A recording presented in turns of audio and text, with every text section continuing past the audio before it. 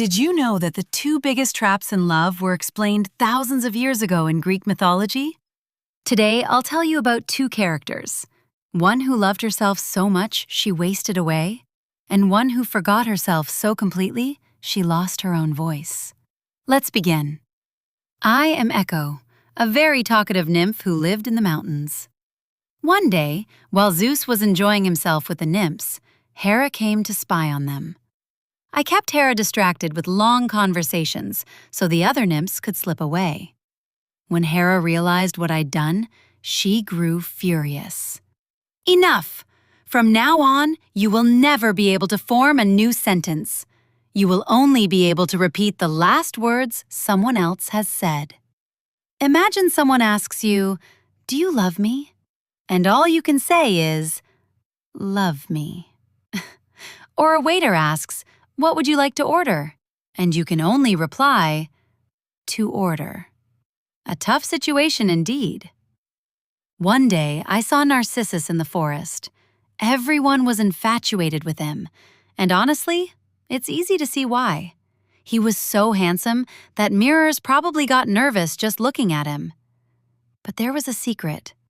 When Narcissus was born, his parents went to the seer Tiresias and asked, "Will this child live a long life?" The seer replied, "Yes, but only if he never comes to know himself." At the time, no one understood what that meant. I fell in love with Narcissus, but I couldn't tell him how I felt. Narcissus called out, "Is someone here?" I said, "Here." He saw me and said, "No thanks." So I remained in the mountains, endlessly repeating his words. They say the echo you hear in the mountains today is still my voice, but the story doesn't end there.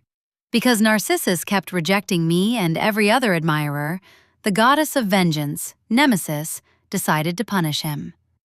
One day, when Narcissus went to a pool to drink water, he saw his own reflection. And he fell in love.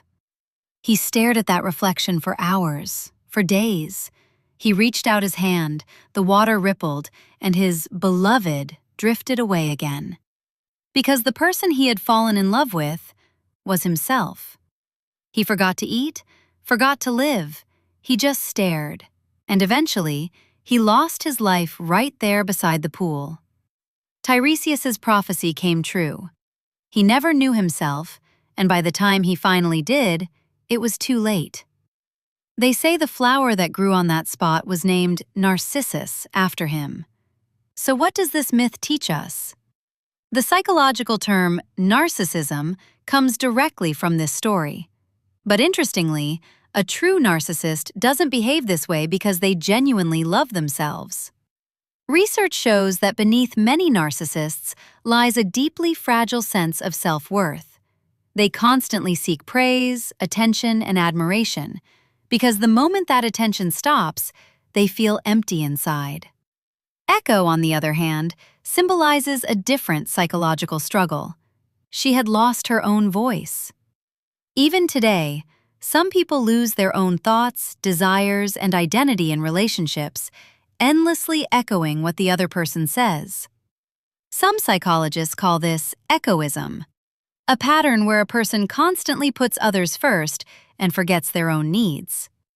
It's worth noting this isn't an official clinical diagnosis, just a term describing a behavioral pattern.